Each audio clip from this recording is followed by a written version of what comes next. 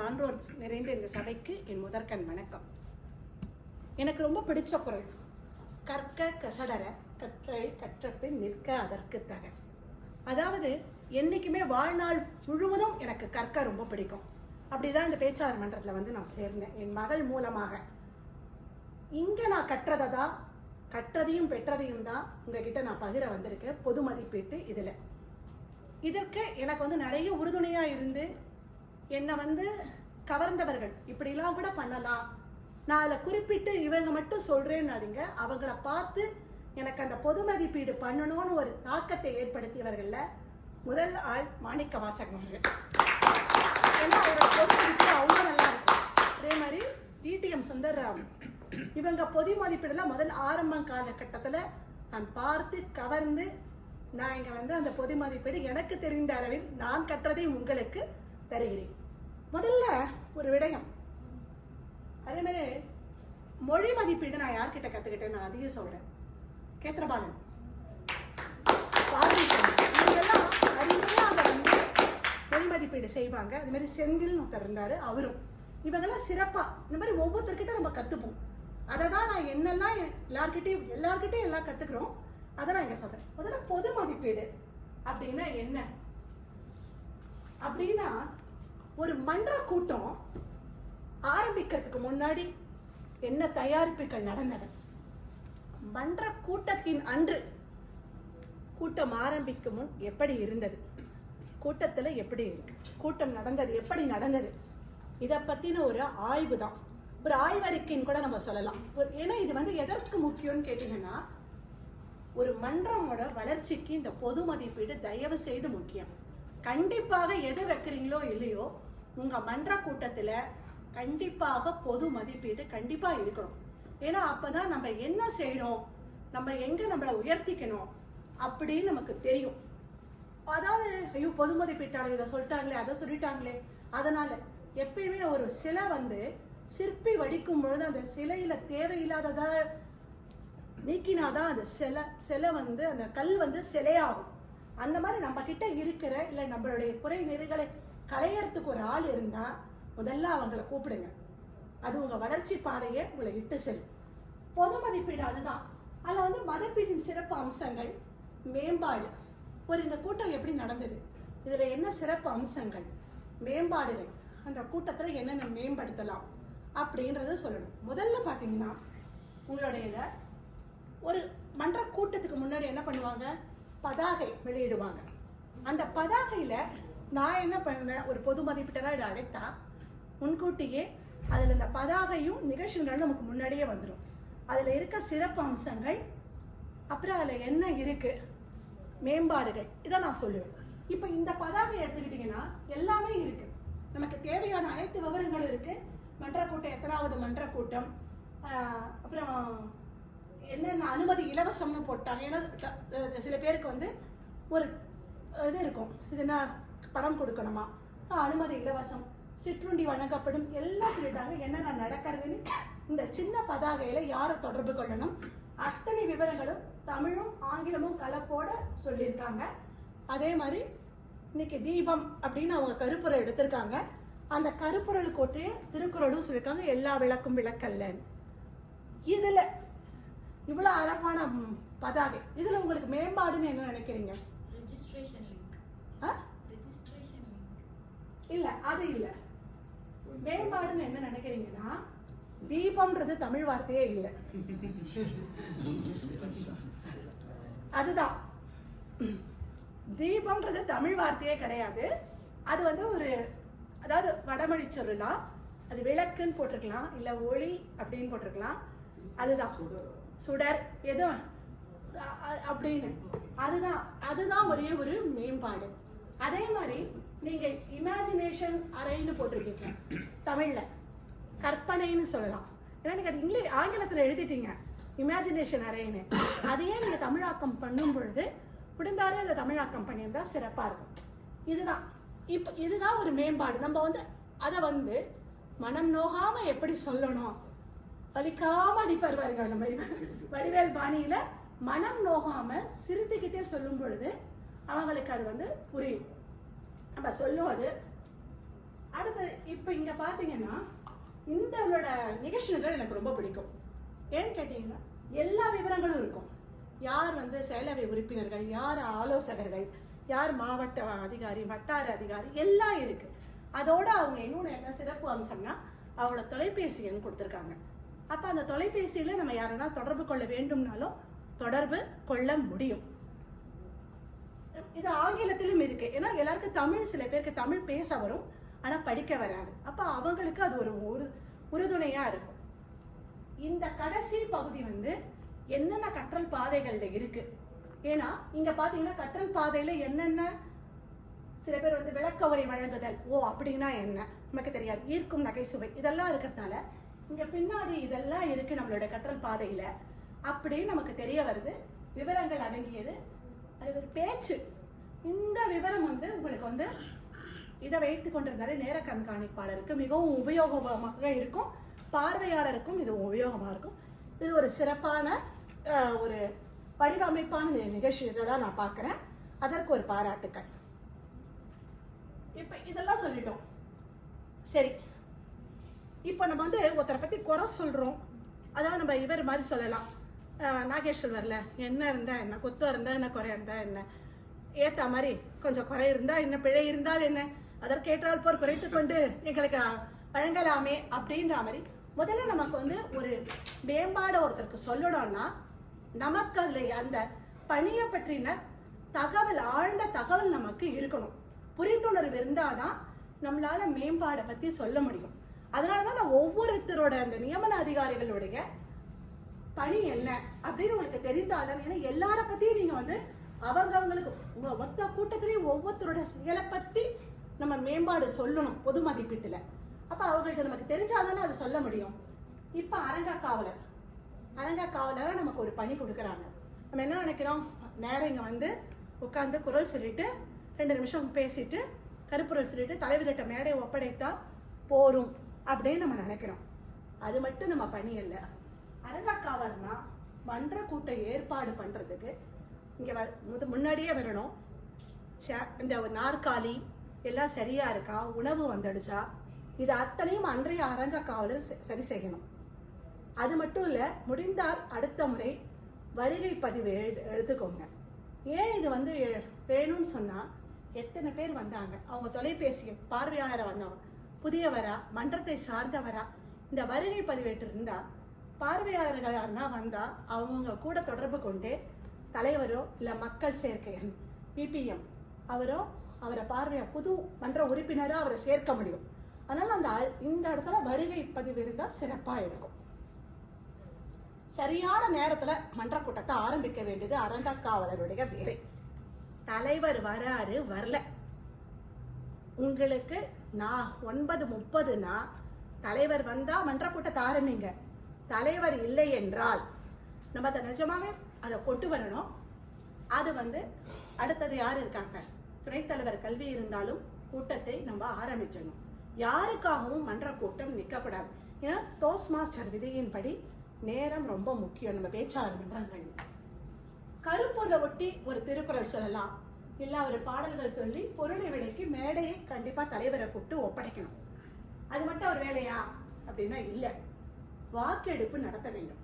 இப்ப வாக்கெடுப்பு நடத்தும் போது அந்த அரங்க காவலர் முதலியே தன் வாக்க எடுக்கத்துல சேர்க்கக்கூடாது. அவர் எண்ணி முடித்து, இப்ப இருவர் சமநிலையில இருந்தா அவர் தன் வாக்க பதிவு செய்யும். அதாவது ஒருவர் மட்டுமே சிறந்த பேச்சாளராக தேர்ந்தெடுக்க வேண்டும். அதுதான் சிறப்பு. அப்பதான் அந்த ஒரு மன்றத்தோட தயாரத்தை உயர்த்தும். இப்ப இருவர் இருந்தாங்கன்னா இந்த அரங்க காவலர் தான் தன்னுடைய வாக்கை கடைசியாக அளிக்க வேண்டும். அந்த இருவர் அடுத்தது மன்ற கூட்டத்துல பேச்சாளர்கள், மதிப்பீட்டாளர்கள், அப்புறம் அங்கங்கள் நடக்கும்போது யாரும் உள்ள வரவோ நுழையவோ இல்ல வெளியே செல்லவோ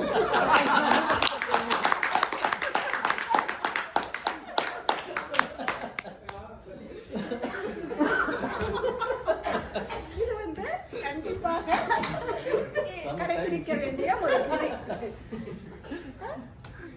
இதெல்லாம் வந்து அரங்க காவலருடைய வேலை. காவல் காப்பவர், காவலுக்கு கெட்டிக்காரர், முக்கால்வாசி மன்ற கூட்டம் தான் அழகா கவலை இருந்துச்சு. கதவுக்கு பக்கத்துல வாக்காளியை போட்டு அமர்ந்து கொண்டிருக்கிறது. இதுதான் அவரோட பணி. அப்ப அதுல எங்க அவர் தவறி இருக்காரு, எந்த இடத்துல பார்க்கணும். அந்த கடைசியா அவர் புண்படாத வகையில அவருக்கு சொல்ல, ஐயா நீங்க அங்கதான் உட்காரணும் அப்படின்னு சொல்லி புண்படாத வகையில் அவருக்கு சொல்லணும். அடுத்த மன்ற தலைவர், இவருக்கு என்ன வேலை? மன்ற தலைவரா வரணும்னா முதல்ல அவர் வந்து மன்றத்தை துவக்கி வைக்கணும்.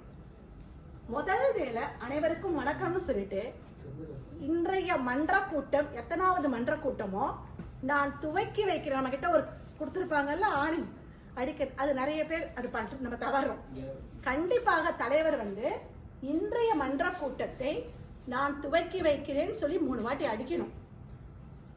அதை சொல்லிட்டு தான் மன்ற கூட்டத்தை துவக்கி அனைவரையும் முடிந்தவரை எழுதிக்கோங்க. மன்ற தலைவர்கள்லாம் யார் வந்திருக்காங்க என்ன, ஏன்னா அதுக்கு தான் நம்ம ஒரு 10 நிமிடம் முன்னாளாக வந்தால் சிறப்பாக இருக்கும். அவங்க பேரெல்லாம் சொல்லி அதிகாரியிலேருந்து அதாவது இப்போ வட்டார இயக்குனர் வந்திருக்காரு, மாவட்ட இயக்குனர் கேத்திரவாட அவர்கள் வருவாருன்னு, பயிற்றுவிப்பு டிவிஷன் டி மாவட்ட பயிற்றுவிப்பாளர் மாணிக்கவாசக தேவர் வருவார், அப்புறம் மன்ற தலைவர்கள், பிற மன்ற உறுப்பினர்கள், நம்ம மன்ற உறுப்பினர் எல்லாரையும் வரவேற்கிறேன்னு சொல்லணும்.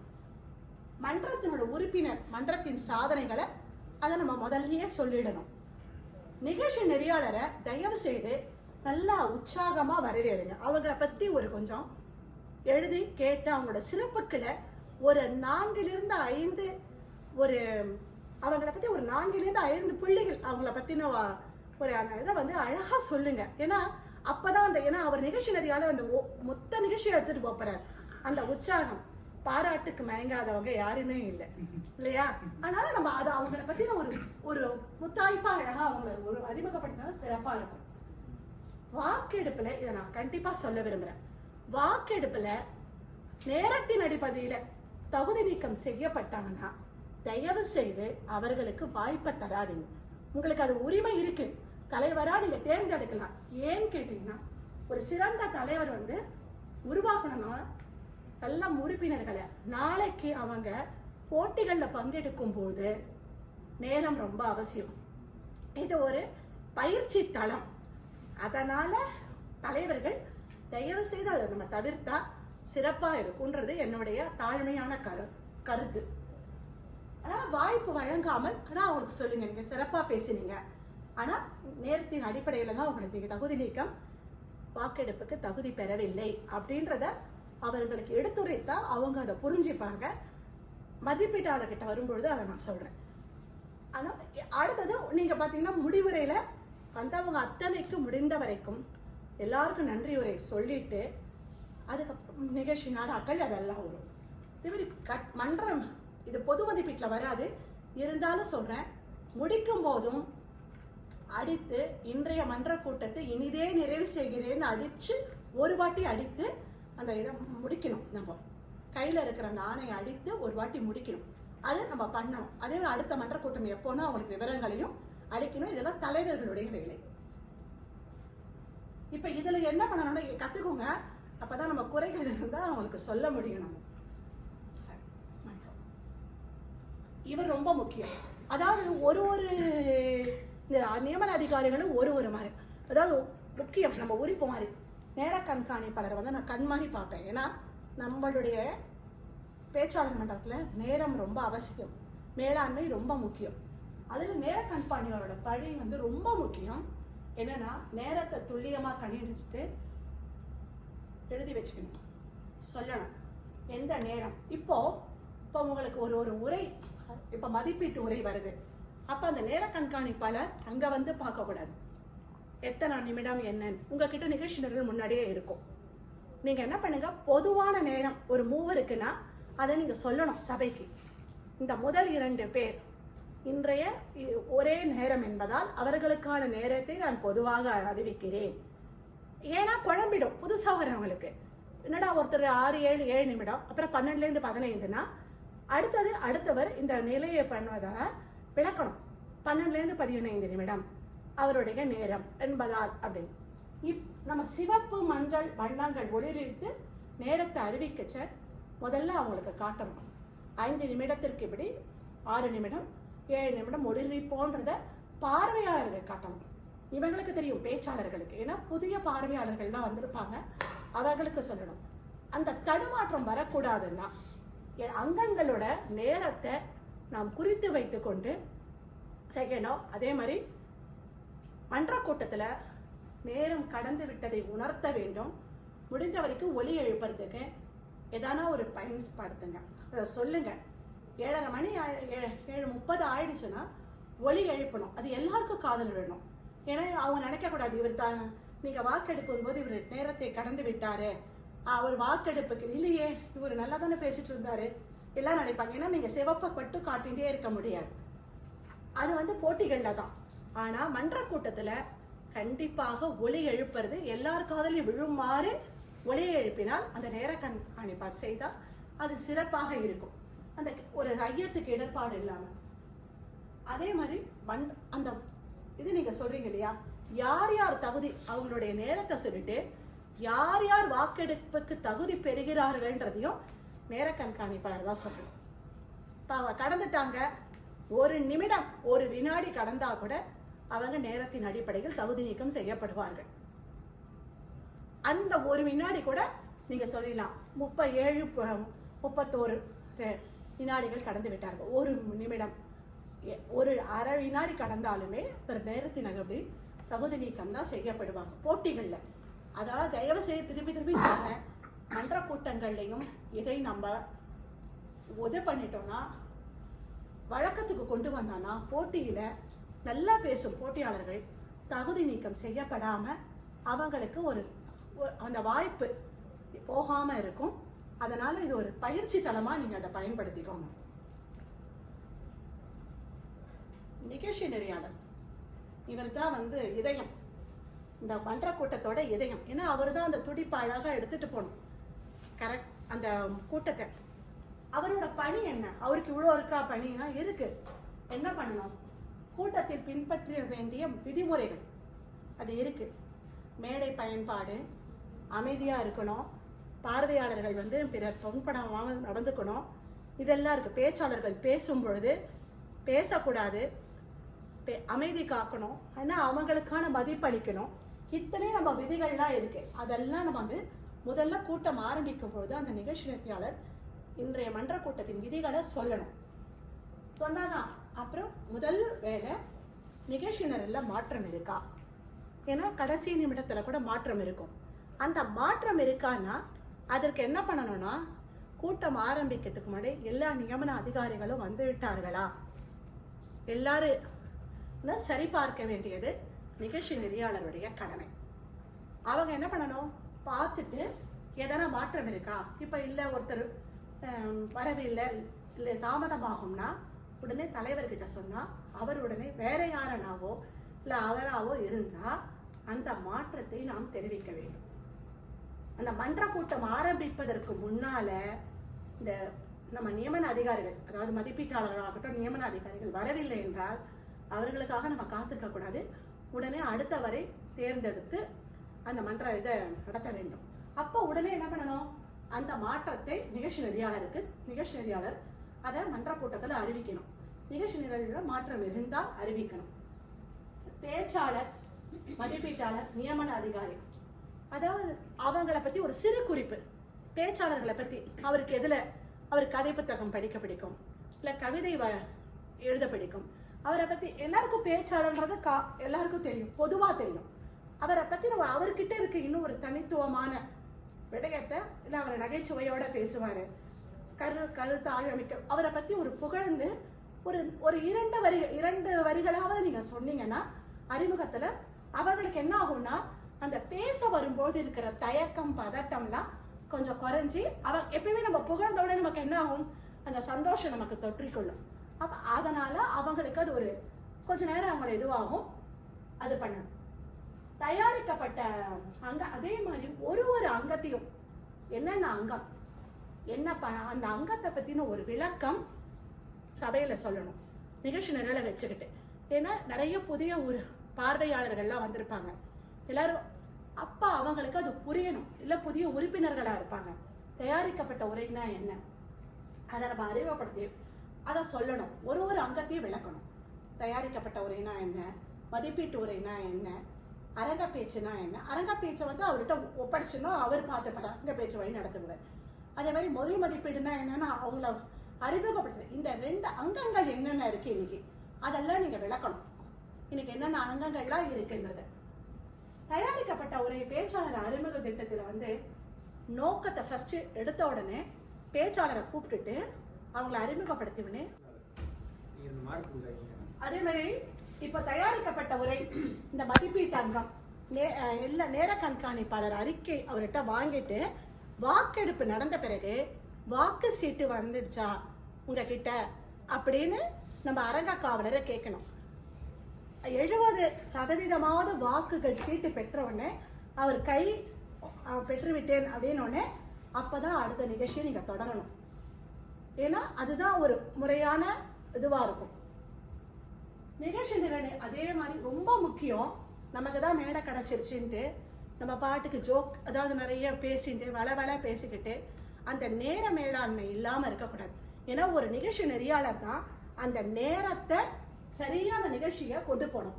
அது மாதிரி நேரத்தின் நிகழ்ச்சி நிரலில் போட்டிருக்க நேரத்தின் அடிப்படையில இந்த நிகழ்ச்சி செல்கிறதா என்பதை பார்க்கறதும் நேரோட. இதுல வந்து ஒரு ஒரு அங்கத்திலையும் நான் எப்படி சொல்வேன்னா, இப்போ வந்து பேச்சாளர்கள், இந்த பேச்சாளர்கள் பேசுறதுக்கு முன்னாடி நான் சொல்றேன், நம்ம அந்த நிகழ்ச்சி நிரல் தயாரிக்கும் பொழுது அவங்களுக்கு இப்ப 5 நிமிடம் பேச போறாங்கன்னா நீங்க ஒரு 9 நிமிடம் யார் நீங்க தயாரித்தாலும், நாளைக்கு நீங்க யார் வேணா தயாரிக்கலாம், பொதுவா 9 நிமிடம் வைத்துக்கொண்டா நல்லா சிறப்பா இருக்கும் ஒரு பேச்சாளருக்கும். ஏன் கேட்டா அவங்கள வருவாங்க மேடைக்கு, அறிமுகப்படுத்தணும், மதிப்பீட்டாளரோட அவரோட நோக்கத்தை சொல்லணும், நேர கண்காணிப்பாளர் நேரத்தை சொல்லணும், அப்புறம் அவங்க பேச்சை வழங்கி அவங்க போய் அமரணும். அப்புறம் அந்த மாதிரி இருக்கும் பொழுது அந்த 1.5 நிமிடம் நமக்கு 9 நிமிடம்னா அது சிறப்பா இருக்கும். ஒரு 2 நிமிடம் நீங்க 2 1.5 நிமிடம் அதிகமாக கொடுத்தா தயாரிக்கும் போது, நிகழ்ச்சி நிரல் தயாரிக்கும் போது பண்ணா அது ஒரு சிறப்பா இருக்கும். இந்த தங்களுடைய திட்டத்தின் நோக்கத்தை நான் பார்க்கிறேன். நிறைய பேர் எல்லாரும், நானும் அந்த தப்பெல்லாம் செஞ்சிருக்கேன் ஆரம்ப காலகட்டத்தில். அது இது என்ன திட்டம் தானே படைக்கணும் அப்படின்னு அந்த திட்டத்தின் நோக்கத்தை உள்வாங்காமையே ஒரு தலைப்பை தேர்ந்தெடுத்து நம்ம பாட்டு திட்டத்தை வழங்குறது, அதை செய்யக்கூடாது. ஏன்னா இப்போ வந்து கேட்ட கேள்விக்கு தான் பதில் சொல்லணும். ஏதோ கேள்வி கேட்டால் அது தப்பு தான் பதில். அதே அந்த மாதிரி அந்த திட்டம் உங்களுக்கு நமக்கு கொடுத்துருக்கிறது வந்து பேச்சாளர் மன்றத்தில் அந்த திட்டத்தில் என்ன நோக்கம் அதை நம்ம நல்லா முதல்ல உள்வாங்கணும். பேச்சாளர்கள் வாங்கிட்டு இப்போ நகைச்சுவையாக பேசலாம், அப்புறம் வந்து உங்களுடைய அந்த மாதிரி அந்த நாடக பாணியில் இருக்கலாம், என்ன ஒரு அறிக்கையாக இருக்கக்கூடாது. அப்படிலாம் வரும் பொழுது நம்ம பாட்டுக்கு பேசிட்டு போகக்கூடாது. அந்த இடத்துல நகைச்சுவை இருக்கணும்னா தான் இருக்கணும். இல்லாத இடத்துல அந்த நகைச்சுவையை எல்லா பேச்சுக்கும் கொண்டு வந்தீங்கன்னா இவங்க அது வந்து நம்ம நிறைய வித்தியாசமான பேச்சுக்கள் நம்மளால வழங்க முடியாத போயிடும். அதனால அதை பார்க்கணும். இல்லை கதைகள் கொண்டு வரீங்க, கதை சொல்லணும் அந்த மாதிரி, அதனால உள்ள வாங்கி அந்த உரையை வழங்கினா சிறப்பா இருக்கும். முடிந்த வரைக்கும் உங்க உரையை தயாரிக்கும் போதே 25%, ஏன் இதை திருப்பி சொல்றேன்னா, நீங்க உங்க தயாரிக்கப்பட்ட உரையில 25% கவிதை, மேற்கோள், திருக்குறள், இல்ல நம்ம அந்த சினிமா, காமெடி, வசனங்கள் எல்லாம் சேர்க்கிறீங்களோ 25னா இங்க பயிற்சி தளத்துல 20% வச்சுக்கோங்க. ஏன்னா நீங்க தயாரிக்கப்பட்ட உரைக்கு போட்டிக்கு போகும்போது 25%க்கு மேல இருந்து உங்க பேச்சு என்னதான் சிறப்பா இருந்தாலும் தகுதி நீக்கம் செய்யப்படும். அது ஒரு முறை வைத்திருக்காங்க. அதனால நம்ம பேச்சுல நமக்கு தமிழ் மேல ஆர்வம், பாரதி மேல காதல், பாரதிதாசன் மேல காதல், அதுக்கு நம்ம பேச்சு ஃபுல்லா ஒரே கவிதையாகவும் ஒரே பாடலாகவும் ஒரே ஒரு ஜோக்காகவும், அதாவது வடிவேலை கொண்டு வந்து இதெல்லாம் குறைத்து விட்டு, வசனங்கள் எல்லாம் குறைத்து விட்டு பயிற்சி செய்யும் போது அந்த மாதிரி பண்ணா சிறப்பா நம்மளுடைய இதெல்லாம் நம்ம ஒரு பேச்சாளர்கள் பண்ணும்பொழுது பொது மதிப்பீட்டாளர் கவனிக்க வேண்டிய ஒரு விடயம். பேசுவதற்கு முன் நம்ம ஒரு பேச்சாளர்களா முதல்ல மதிப்பீட்டாளர்களை தொடர்பு கொள்ளுங்க. இவங்க தான் நமக்கு ஒரு 2 நாள் முன்னாடி சொல்லிடுவாங்க. அவர்கிட்ட சொல்லி இதுதான் என் திட்டம், இது நான் பேச போறேன், இதை பத்தி பேச போறேன். இது வந்து ஒரு உங்களுக்கும் மதிப்பீட்டாளருக்கும் ஒரு தொடர்பை ஏற்படுத்தும். தப்போ நீங்க தெரியாம வேற மாதிரி பேசினாலும் அவர் உங்களுக்கு ஆலோசனை வழங்குறதுக்கும் ஏதுவாக இருக்கும். நம்ம என்ன பேச போறோம்ன்றது முடிந்த வரைக்கும் 5லிருந்து 7 நிமிடம்னா நம்ம ஒரு 6 நிமிடத்திற்கு வீட்டில் தயார் பண்ணிக்கோங்க. இங்க வந்து தமிழை பற்றி ஒரு அரை மணி நேரம், அதாவது ஒரு நிமிடம், அந்த இதெல்லாம் வேண்டாம். வணக்கம், அனைவருக்கும் வணக்கம், சபையோர் அனைவருக்கும் தமிழ் தாய், அப்படி இதுவாக முடிச்சு உங்களுடைய செய்திக்கு போயிடுங்க. நீங்கள் என்ன சொல்ல வரீங்க, அதான் கருத்தோட முடிக்கணும்.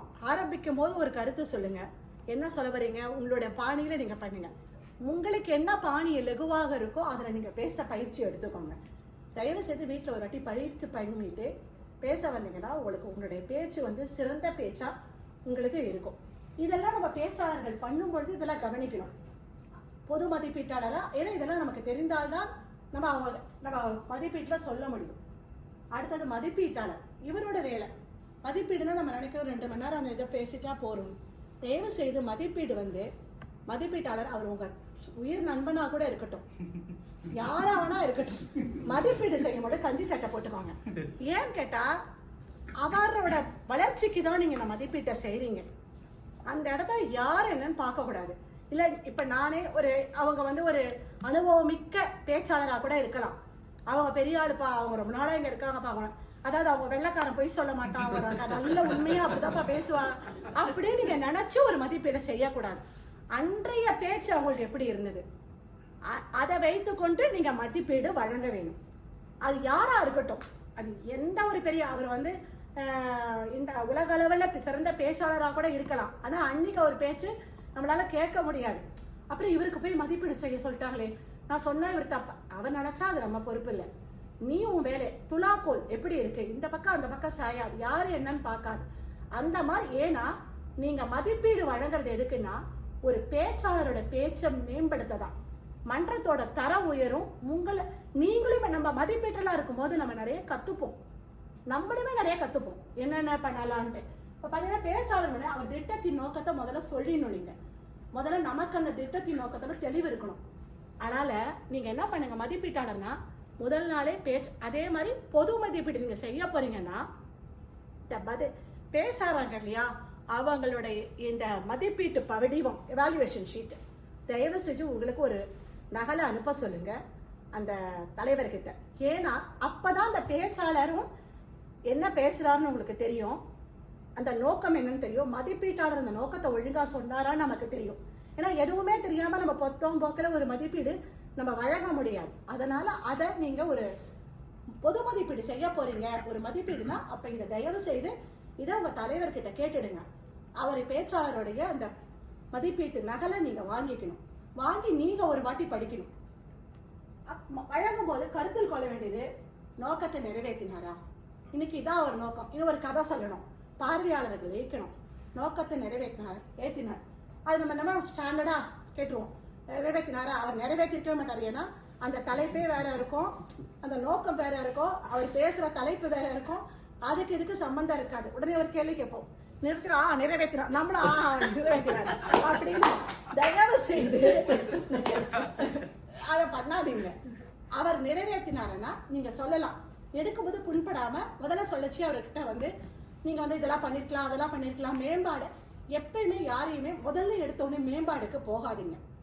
இந்த சந்திரகுப்தன் கதையில சொல்லுவாங்க, அதாவது அந்த பாட்டி சொல்லும், அந்த தோசையை போய் அவன் தொட்டா மாதிரி நடுவில் சூடு தோசையை தொட்டானா நம்ம அதுவாகும், வலிக்கும். அந்த மாதிரி யாருக்குமே நேராக தாக்காம இந்த அப்படியே பழத்தில் அணியில் சொல்லுவேன், அதாவது இந்த இதில் தான் மிஷினில் தான் துவைக்கணும் துணியன்றதை அழகாக சொல்லுங்க.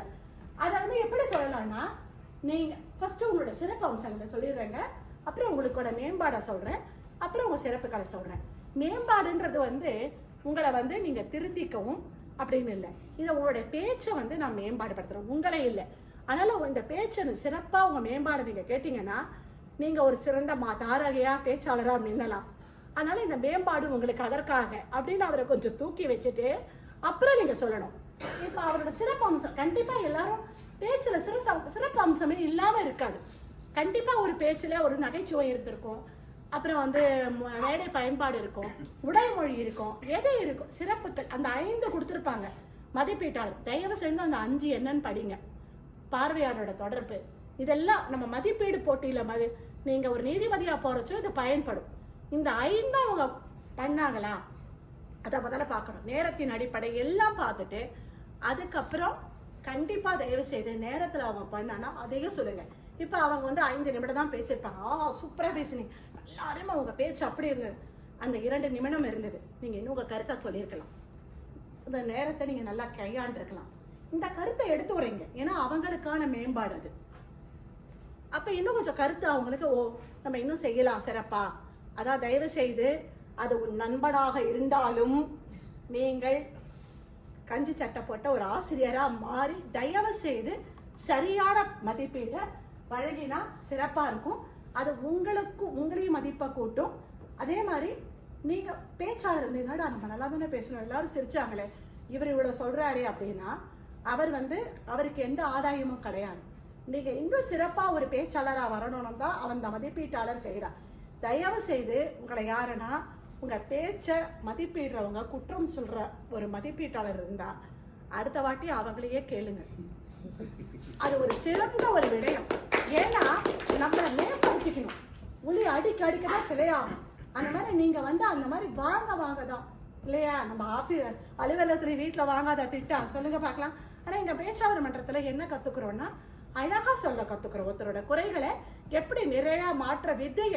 அப்ப அந்த வார்த்தை பயன்பாடு, அந்த மேம்பாடுல நல்ல வார்த்தைகளை பயன்படுத்தி அவங்களை தேடியா தாக்காம நீங்க நேரத்தை செய்யாக்கிறியா இல்ல இப்படி எல்லாம் பண்ணக்கூடாதுங்க, நீங்க நல்லா பார்க்கணும், பேச்சாளர் மன்றத்தை ரொம்ப முக்கியங்க அப்படின்னு நம்ம சொல்லாம நீங்க நேரத்தை இன்னும் சிறப்பா கையாண்டு இருந்தா நீங்க வாக்கெடுப்புக்கு தகுதி பெற்றிருப்பீங்க. உங்க பேச்சு இவ்வளவு அழகா இருந்தது, நேரத்தால நீங்க தகுதி நீக்கம் பண்ணிட்டீங்க. அந்த மாதிரி அவங்களுடைய அது அழகா நீங்க சொல்ற விதத்துல மென்மையா சொல்லணும். இதை நம்ம கருத்தில் கொள்ளணும். தயவு செய்து அந்த இது ரொம்ப முக்கியமான அங்கம். நிறைய பேர் நம்ம செய்யறதில்ல, அது சரியா செய்யும். அரங்க பேச்சு வழி நடத்துறவங்க வராங்க, அரங்க பேச்சு உங்களுக்கு 15 நிமிடம் 20 நிமிடம் சொன்னா தயவு செய்தா அந்த நிமிடத்திற்குள்ள முடிக்க பாருங்க. நீங்க 10 சீட்டு கொடுத்துருக்கீங்கன்னா 10 பேரை பேச வைக்கணும்னு இல்லை. அந்த குழுக்கள் தான் நம்ம அந்த இது பண்றோம் தலைப்பெல்லாம். அதே மாதிரி நீங்க அரங்க பேச்சுன்னா என்ன அப்படின்னு பார்வையாளருக்கு சொல்லணும். இப்ப அரங்க பேச்சுன்னா என்ன, நம்ம என்ன நினைக்கிறோம், திடீர்னு ஒரு நபரை கூப்பிட்டு அவருக்கு ஒரு தலைப்பை வழங்கி அவரை அங்க பேச அழைப்பதுதான். அது எதற்கு, அவங்க அந்த கூட்டிலிருந்து வெளியில வரணும், என்னாலே இந்த இடத்துல மேடையை பயன்படுத்தி பேச முடியும். அப்ப யாருக்கு முக்கியத்துவம் கொடுக்கணும்னா பார்வையாளரா புதியவர்களுக்கு முக்கியத்துவம் கொடுக்கும். அப்ப அவங்களுக்கு அந்த ஒரு நம்பிக்கை வரும், நம்மளாலேயே பேச முடியும். தயவு செய்து இது போட்டி இல்லை, அதனால இந்த அரங்க பேச்சை நீங்க தலைப்புகளை தயாரிக்கும் பொழுது கருப்பொருளை ஒட்டி தயாரிங்க. லெகுவாக புரியும் மாதிரி அவங்க பேசுறது ஈஸியா. இப்ப இன்னைக்கு தீபம் ஒளி இல்லையா, இப்ப ஒருத்தர் பேசுறாரு, உங்கள் வாழ்வின் ஒளிகாட்டி யார், ஒளி விளக்கு யார், அவங்களுக்கு அதை உடனே அவங்க அதை பண்ண முடியும். அது அந்த மாதிரி ஒரு சின்ன தலைப்பா முடிந்த வரைக்கும் கொடுங்க. அப்ப அவங்களுக்கு அது பேச வைக்கும், ஊக்குவிக்கும். அப்ப நம்ம சொல்லலாம், இல்ல நீங்க இன்னும் கொஞ்சம் கருத்து சொல்லலாம், உங்களுக்கு மணி இருக்கு அப்படின்னு சொல்லி அவரை ஊக்குவித்து அரங்க பேச்சாளர் தான் பண்ணணும், நெறியாளர் தான் இல்ல நீங்க பேசுங்க. அப்புறம் அவர் எப்படி அது அவரை தூண்டி அதை நம்ம பேச வைக்கலாம். அவர் அந்த ஒரு இதை பண்ணி அப்புறம் பிற மன்ற உறுப்பினர்கள் இல்ல அந்த மன்றத்துல பேசாதவங்க அவங்களை அழைத்து நீங்க பேச சொன்னா சிறப்பா இருக்கும். முதல்ல அரங்க பேச்சுல ஏன்னா பொது மன்ற உறுப்பினர்கள் யார் வேணா வருவாங்க, அவங்க பேரை சொல்லி கூப்பிட்டுட்டு அவங்களை பத்தி ஒரு அறிமுகம் சொல்லுங்க. அவர் எங்க வேலை செய்யறாரு என்ன, ஏன்னா அவருக்கு அந்த மேடை கொஞ்சம் லெகுவாகும், அந்த இதுல பதட்டம் தனியும். இப்ப அவர் பேச சொல்லிட்டு அதுக்கப்புறம் உங்க தலைப்பை நீங்க உறக்க வாசிக்கணும். என்ன தலைப்பு, அவர் பெயர் தலைப்பு 2 வாட்டி சொல்லணும். திருப்பி தலைப்பை சொல்லி பெயரை சொன்னாதான் உறக்க சொன்னா அது புரியும். அவரை வாக்கு சீட்டு அந்த சீட்டை தேர்ந்தெடுத்த உடனே அறிமுகப்படுத்தி அப்புறம் அவருக்கு மேடையை ஒப்படைக்கணும். இதுல இன்னொன்னு அரங்க பேச்சாளர்கள் நிறைய பேர் அரங்க பேச்சு நடத்துபவர்கள் என்ன பண்றாங்கன்னா முடிஞ்ச உடனே போய் உட்காந்துடுறாங்க, மேடையை கொடுக்க கூடாது. அந்த அங்கம் ஃபுல்லா நீங்க தான். அப்போ நீங்க என்ன பண்ணணும், அந்த அரங்க பேச்சு வழி நடத்துபவர் நேர கண்காணிப்பாளர் அறிக்கையை வாங்கி வாக்கெடுப்பு நடந்து அந்த அரங்க காவலர்கிட்ட வாக்கு சீட்டு விட்டதா 70% அப்படின்னு கேட்டு உறுதிப்படுத்தி கொண்டுதான் முடித்த பிறகுதான் நீங்க மேடையை நிகழ்ச்சி நெறியாளர்கிட்ட ஒப்படைக்கணும். இதுதான் ஒரு நம்ம பண்ண வேண்டிய ஒரு இது உரிச்சல். இது வந்து எனக்கும் வரும் உங்களுக்கும் வரும், என்னதான் பேசினாலும். ஏன்னா தயாரிப்பு இருக்கும், இருந்தாலுமே அது நமக்கு பழக்கத்தில் அது வரும். இப்போ உரிச்சொல் கணக்கிட்டாரா தயவு செய்து போய் சேருங்க. ஏன்னா அது வந்து சின்ன விஷயத்துக்கு ஊடுறாங்க, இது நிறைய பேர் எடுத்துக்க மாட்டாங்க.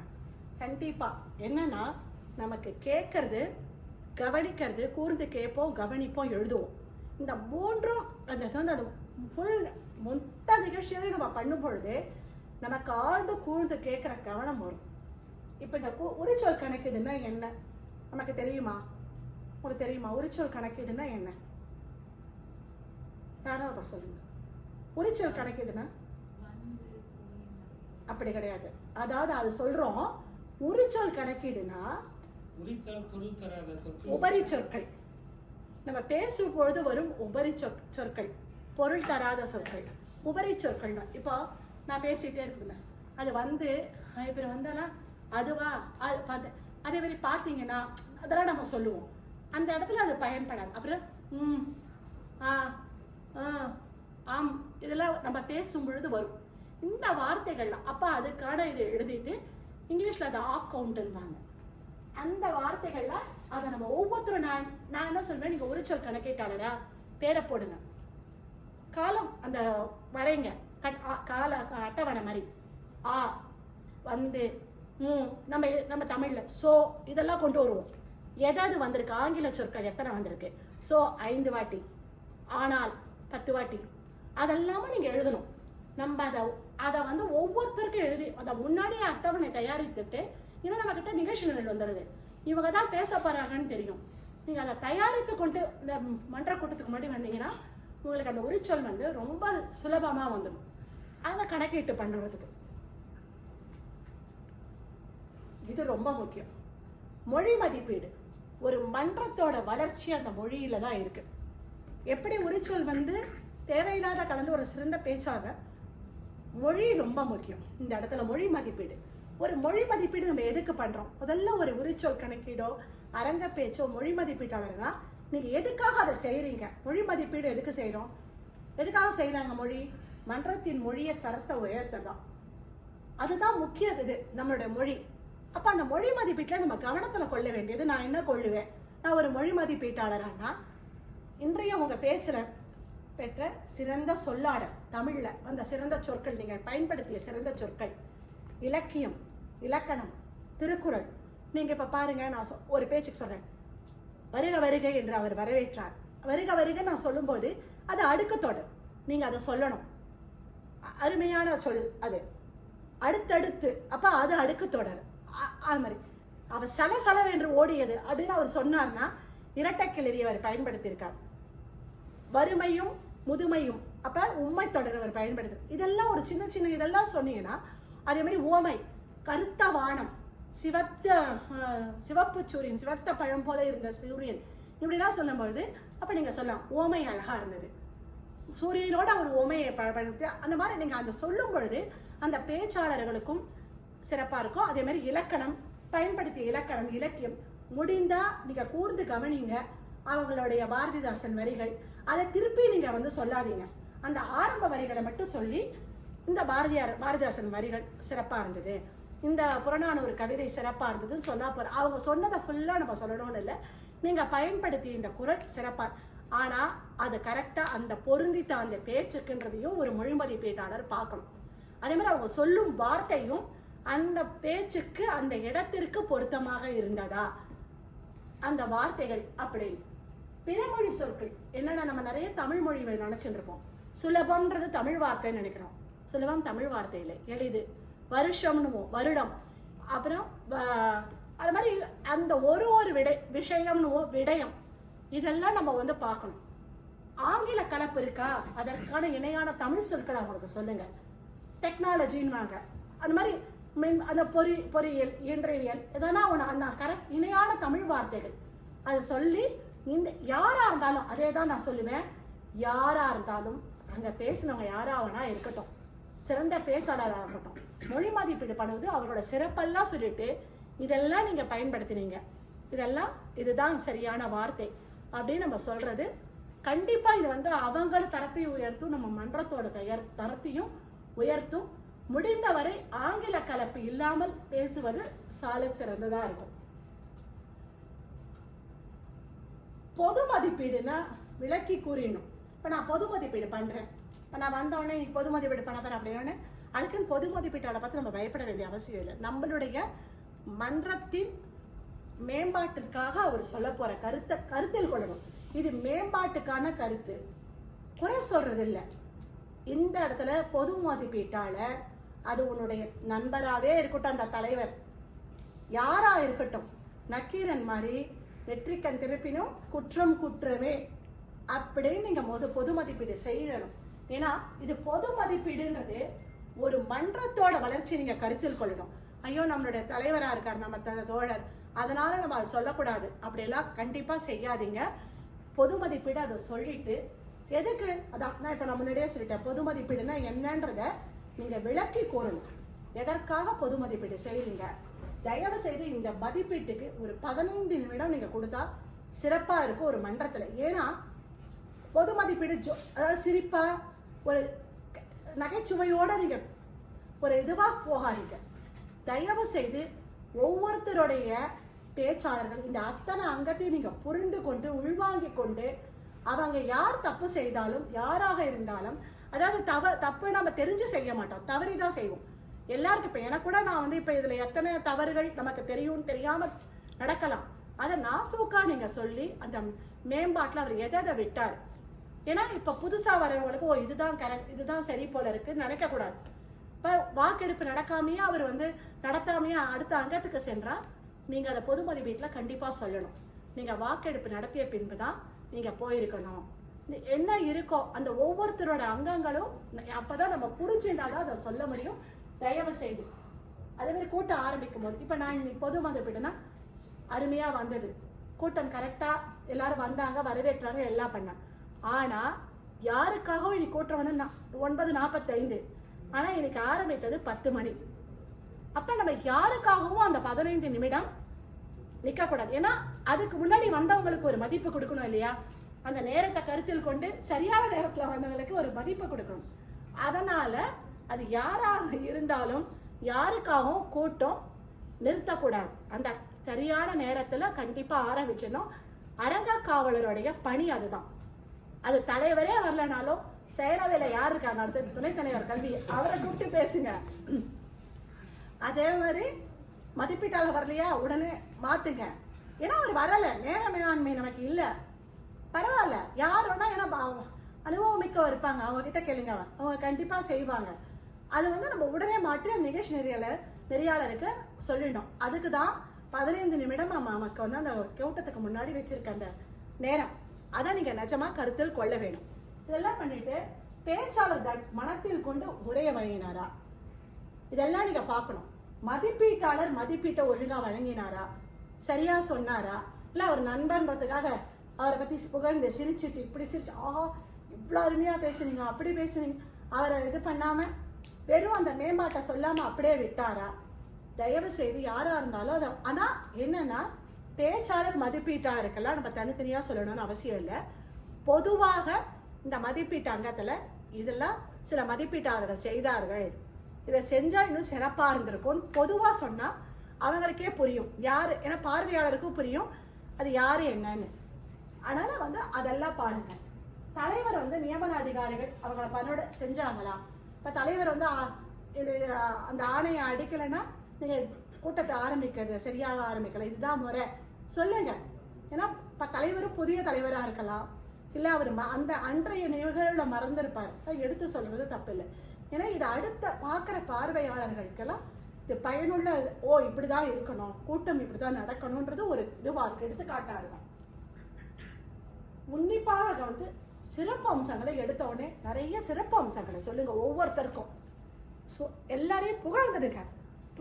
நம்ம வீரம் அஜித் மாதிரி சாப்பாடை போட்டு அடிச்சா யாருக்கும் தெரியாது, அதனால புகழ்ந்துட்டு நீங்க அப்புறம் அந்த மேம்பாட்டை சொன்னீங்கன்னா அவங்களுக்கு அது ஒரு பெரிய குறையா தெரியாது யாருக்குமே அது. அதனால இதெல்லாம் நீங்க கிடைச்ச ஆரம்பத்திலிருந்து கவனிப்போம். நிறைய தமிழ் வார்த்தைகள், பாணிகள், பேசும் பாணி, திட்டத்தின் நமக்கே நம்ம திட்டத்தை இப்படி கூட படைக்கலாமா அப்படின்னு ஒரு தோணும். மதிப்பீட்டாளர் ஒரு பயிற்சி தளமா அதே மாதிரி ஒரு மதிப்பீடு. நியமன அதிகாரிகளா எல்லா மன்றத்துக்கும் போங்க. உரிச்சொல் கணக்கேற்றவரா, மொழி மதிப்பீட்டாளரா, அப்புறம் ஏன்னா இது உன்னிப்பாக நம்ம கேட்டு கூர்ந்து கவனித்து இதை சொல்லும் பொழுது உள்வாங்கி நம்ம அதை கொடுக்கிறோம். அதனால உங்களுக்கு வந்து ஒரு சிறப்பான இதுவா இருக்கும். இதுதான் இந்த பொது மதிப்பீடு, இப்படிதான் செய்யணும். இந்த மாதிரி நீங்க செஞ்சா உங்களோட பொது மதிப்பு. எதுக்கு நான் இதெல்லாம் பணிகள் சொன்னேன்னா, அவங்க தப்பு செய்யறாங்கன்னா நமக்கு முதல்ல தெரியும். இப்ப நமக்கு அதை பத்தி புரிந்துணர்வு இருந்தாதான் அவர்கள் சரியாக செய்கிறார்களான்றதுனாலதான் இன்னைக்கு ஒவ்வொருத்தருடைய அந்த பணிகள் என்ன அப்படின்னு உங்களுக்கு நான் விளக்கி கூறி, அப்ப நீங்க பொது மதிப்பீடு போது இது உங்க கருத்துல இருக்கும். அப்ப அந்த கரெக்டா செஞ்சாங்களா அப்படின்னு நம்ம சரியாக செய்தார்களா அவர்கள் பணிகளை, அப்ப நம்ம பின்னோட்டங்கள் வழங்கும் போது நமக்கு சிறப்பாக இருக்கும். இதுதான் பொது மதிப்பீடு. இப்படிதான் வழங்கணும். எனக்கு தெரிந்ததை நான் கற்றதை பெற்றதை உங்களுக்கு நான் தெரிவித்தேன். இத்துடன் இந்த இது முடிகிறது. இந்த வாய்ப்பை நல்கிய தமிழ்மொழி பண்பாட்டுக் கழகத்தின் ஆலோசகர் வசந்தம்ராஜ் அம்மா, ஹரிகிருஷ்ண ஐயா, வசந்தம்ராஜ் அம்மாக்கும் எனக்கு வந்து இந்த பொது மதிப்பீடு இந்த தகவல்கள் சேகரித்து நான் அமிச்ச உடனே சரியா இருக்கா பாருங்கன்னு சொல்லி இருவருக்கு தான், கேத்திரபாலன் அவர்களுக்கும் மாணிக்க வாசகருக்கும் இருவரும் தன்னுடைய பின்னோட்டங்களை எனக்கு அழகா சொன்னாங்க. உறுதுணையா இருந்தவங்க இருவருக்கும் என்னுடைய நன்றி.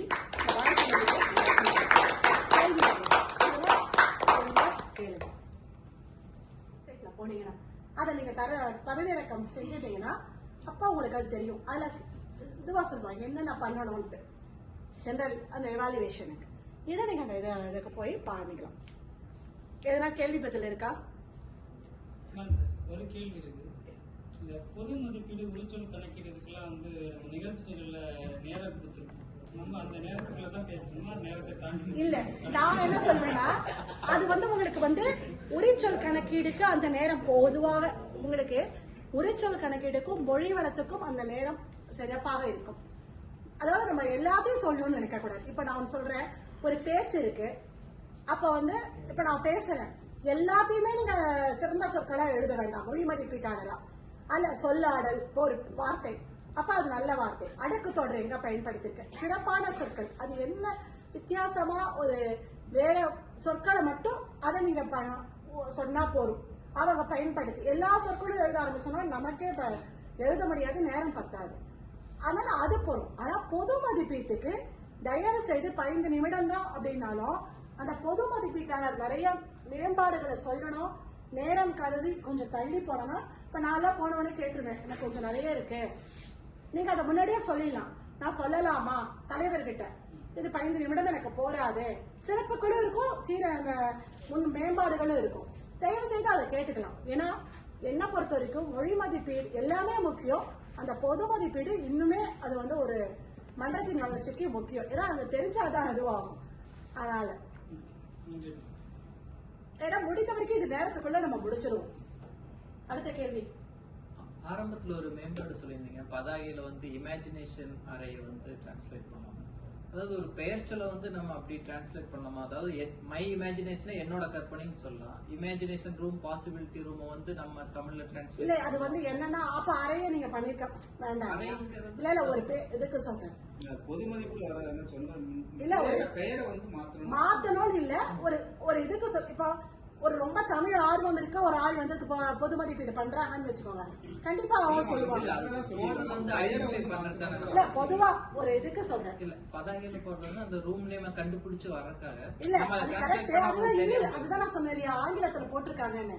உங்களுக்கு ஆங்கிலத்திலயும் இருக்கு இல்லையா, அதுல வெறும் தமிழ்ல இல்ல, அந்த பதாகையில 2 மொழியில இருக்கும்போது நம்ம அதை அந்த தமிழ்ல பண்ணும்போது அதை மாத்திக்கலாம், தப்புக்கு இல்ல. அதே நீங்க வந்து வெறும் தமிழ்ல மட்டும் தான் போடுறீங்கன்னா அப்ப அதை போடலாம். அதுதான். ஏன்னா இப்ப ஆங்கிலமும் நீங்க அங்க போடும் பொழுது அதுதான் நான் சொன்ன பாருங்க, ஆங்கிலத்துல நீங்க கொடுத்துருக்கீங்க, அப்ப இந்த மாதிரி பண்ணிக்கலாம்.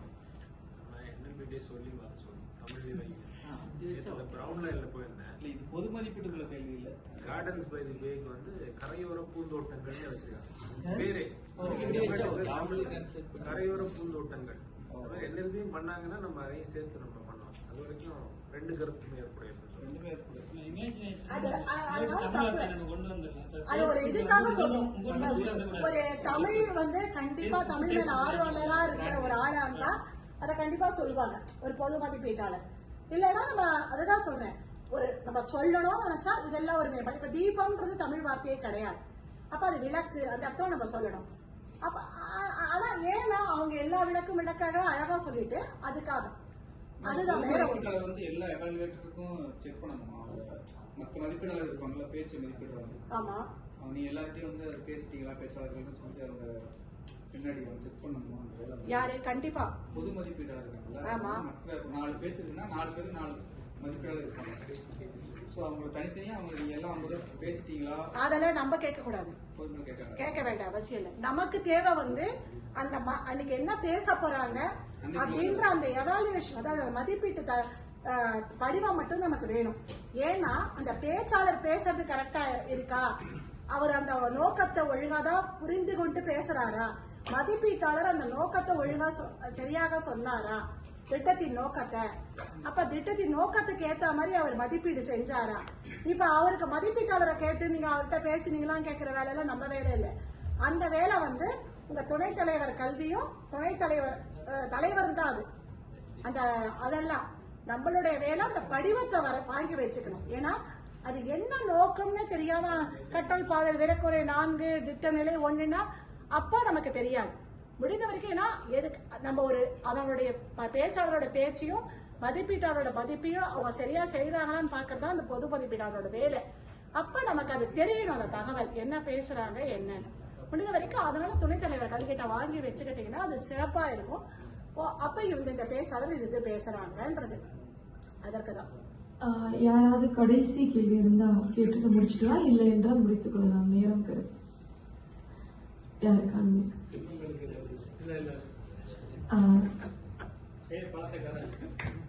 அதுவும் இந்த அருமையான